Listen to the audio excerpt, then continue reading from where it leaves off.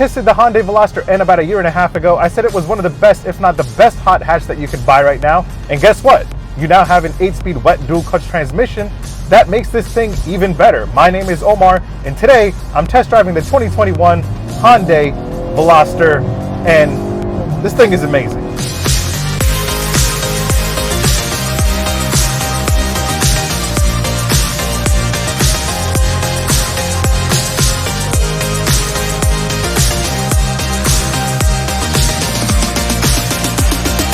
Now, I know a lot of sports car and driving enthusiasts out there love manual transmissions, and I do as well. You feel a more connection with the car and the road and blah, blah, blah. To be honest, yes, manual transmissions are fun, and I'm not taking anything away from that. I wish they never go away, but automatics have gotten so much better. This new 8-speed wet dual clutch transmission has been popping up everywhere in Hyundai and Kia's lineup, but this is definitely the best application that I've experienced so far. And when it comes to performance, the Hyundai Veloster N with this transmission will run circles around the Volkswagen Golf GTI and the Honda Civic Type R. Now, if this is your first time meeting the Hyundai Veloster N, let me kick it off by giving you a quick tour, and then I'll give you my opinion on how it drives. But before I do, make sure you hit subscribe, make sure you hit like.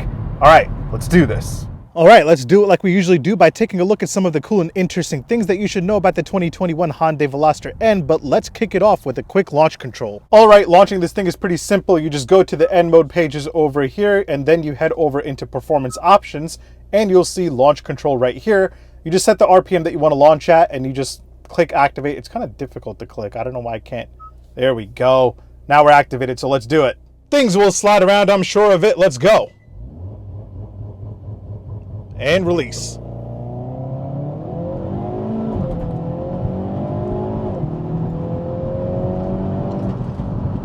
.3 seconds on that one. I've hit 5 seconds, but that's my best on camera. All right, so Hyundai has been making some major updates to their infotainment systems, and the Veloster N gets a new one for the 2021 model year. We'll talk about it a little bit later, but what I do want to show you really quick are the N mode pages. One of the cool things here is when you're setting your custom mode, you have a spider graph to go through and set each setting of the car. You can customize the steering, the suspension, the engine, the transmission, and much more, and Hyundai will detail out everything that you're doing so you know exactly what you're messing with. And then you can get into some detail here and see what your Veloster N is performing like. You can go through all these graphs and just get an idea of what's happening here. And then you also have your performance timers. You can do your lap timer or your acceleration 0 to 60 time. Now, overall, the interior is pretty much the same as the previous model years of the Veloster N, but there have been some upgrades made here. One of the coolest upgrades are these awesome seats. They're very, very well bolstered, and Hyundai says they are thinner and lighter and weigh 4.4 pounds less than the previous ones. But that's not the coolest thing. Taking a page out of BMW M cars, the N Light Sport seats here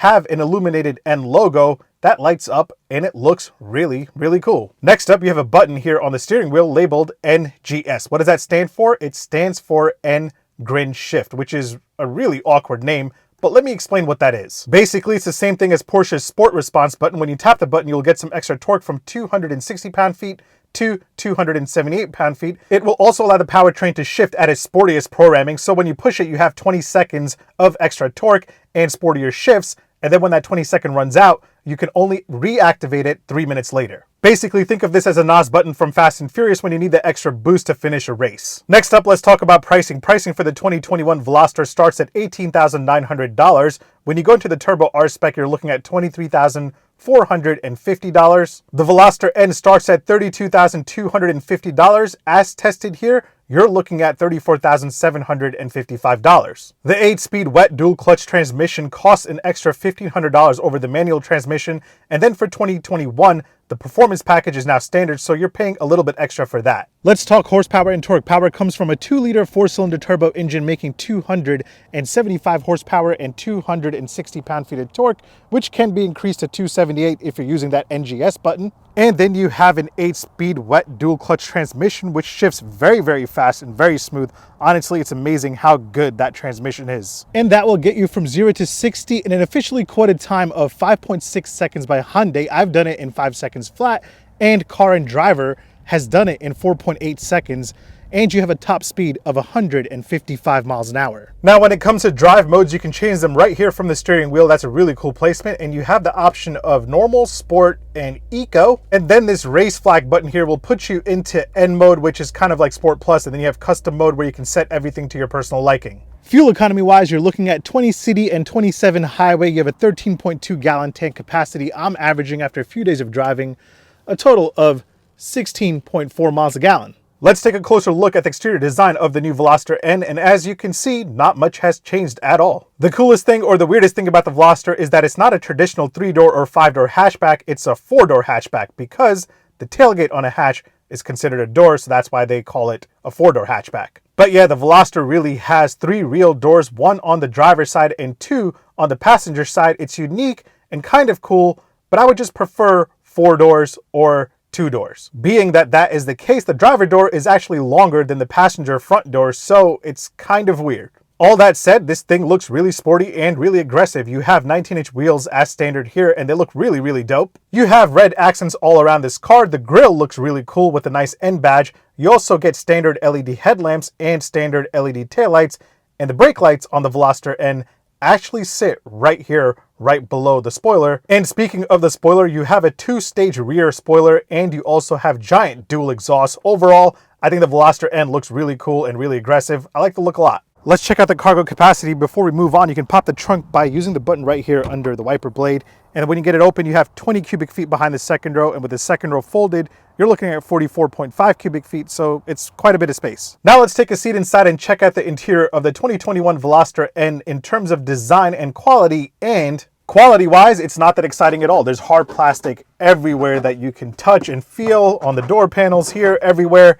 I get it. It's expected in a car in this segment, but not a car that costs this much. I wish Hyundai would have taken the chance to upgrade some of the interior with some soft touch materials or some fake leather. When you're paying around $32,000 or $34,000 for a car, I expect to see some nice quality materials inside. Even this armrest is just whatever and not that comfortable to rest your arm on for a long period of time. Other than that, you do have some cool end touches in here, like these end blue seat belts and blue stitching all around the cabin, and even the drive mode buttons on the steering wheel here are in the baby blue end color. Let's talk tech really quick. First up, the gauge cluster is all analog, nothing too fancy here, and I didn't expect it, honestly. Would be nice, but who really cares about a digital gauge cluster in a Veloster N? Although you do have some cool LED shift lights so you know when to change gears. As for the infotainment system, it's housed in an 8-inch touchscreen display with Apple CarPlay and Android Auto, and you have standard navigation. But yeah, overall, it has all the cool bits that you see in all the new Hyundai infotainment systems. You do have sounds of nature. I don't really know if you need sounds of nature in the Veloster N, but you have it just in case you go too crazy and need to relax. Let's check out the rear legroom. I'm going to enter from the passenger side since it actually has a rear door. I've set the passenger seat in the front to my driving position, and it's very difficult to get in. I'm about 6 foot tall. That's my driving position. Not that comfortable back here at all. Now, before I give you my opinion on how it is to drive the new Veloster N, let me point out a few random things that I'll have to show all of you. You have 4 cup holders, 2 in the front, and then you have 2 in the back if you want to throw somebody in the rear seat. I don't recommend that. Here are what the keys look like to the 2021 Hyundai Veloster N. You have a nice little N logo right back here underneath the Hyundai logo. Other than that, you don't have remote start. You just have lock, unlock, pop the trunk, and the panic button. Door open and close sound from the outside. And from the inside, pretty solid. Charging game wise, you have 2 USB ports, one for your Apple CarPlay Android Auto projection and one just for charging. You don't get a wireless charger in here, and you don't get any USB ports for the rear passengers because nobody's meant to be sitting back there. Let's do a quick indicator and horn sound test here on the 2021 Hyundai Veloster N. Indicator first. Pretty Hyundai. And now for the horn sound, I'm not expecting much at all. And I was right. This is terrible.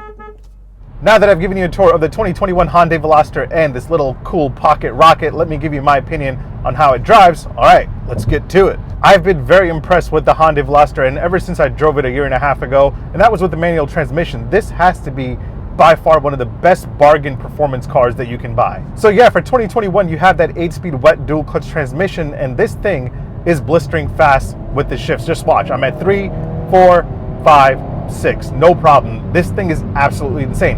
And hey, I'm not afraid to admit that I cannot shift a manual transmission as fast as this thing shifts. Hyundai's N team has the ex-BMW main guy running the show, and it definitely shows that he's bringing some German sports car fun to the KTM market. It's simply amazing to me that you have a dual clutch transmission that's this good in a car at this price point. Now, one thing you'll notice is that you virtually have no torque steer, unlike the Hyundai Sonata N-Line and the Kia K5 GT, which lose a lot of their 275 horsepower when you're in Sport Plus mode. This thing keeps it together. And that's because this thing has something called N-Power Shift. Say I step on the gas and give it 90% throttle. The car will automatically reduce torque by upshifting to deliver maximum amount of power to the wheels through each gear change, so you don't really feel any torque steering. All that said, this thing is pretty stiff. Even though you do have adaptive dampers, this thing is pretty rough as a daily driver. And not to mention, the steering is quite heavy. When you're in N mode, the most extreme mode, you really have to put in the work to steer this thing. Which is why I drive in custom mode. I max out everything except the steering. I keep it in normal because even in normal mode, the steering is still quite heavy. And just to let you know how heavy it is, usually when I test drive a sports car, I always max out everything except the suspension. I keep the suspension in comfort mode, but this is the first time that I'm changing the steering in normal mode. I usually keep it in Sport or Sport Plus. I will say that the Honda Civic Type R does the best job of dancing on both lines of being a comfortable daily driver and an aggressive sports car when you need it to be. The Hyundai Veloster N, on the other hand, is always ready to go. You always want to push this thing. Let's just drop it 3. You have so much power, such good handling, and a great transmission over here that you always just want to keep going, and you can get in a lot of trouble. And that's one of the ways I judge a sports car, if you're gonna get into trouble with the cops, because you can just go crazy any time of the day, all time of the day. This thing is always on. Ooh, and that exhaust sounds so good. How can you not always go crazy? Ooh, nice. Yep, gonna get in trouble. And handling is just, Jesus. Things are gonna slide around right now. Ooh. So yes, the Volkswagen Golf GTI has officially been dethroned in my eyes for sure. I know there's a lot of people out there that are afraid to admit it since it's such a legendary hot hatchback, but let's call a spade a spade. If I was in the market to buy a hot hatch right now, it would be between the Honda Civic Type R and the Hyundai Veloster N. And if I was younger and didn't care about comfort, the Veloster N would be it, because this thing is just so theatrical. It's definitely better than the Honda Civic Type R when it comes to performance. Either way, thanks for watching. Make sure you hit subscribe, make sure you hit like, make sure you follow me on Instagram and on TikTok. My handle is @OmarDrives. I'll catch you on the next one. Take care. Peace. God, this transmission is amazing. I gotta slow down because I'm gonna get in trouble.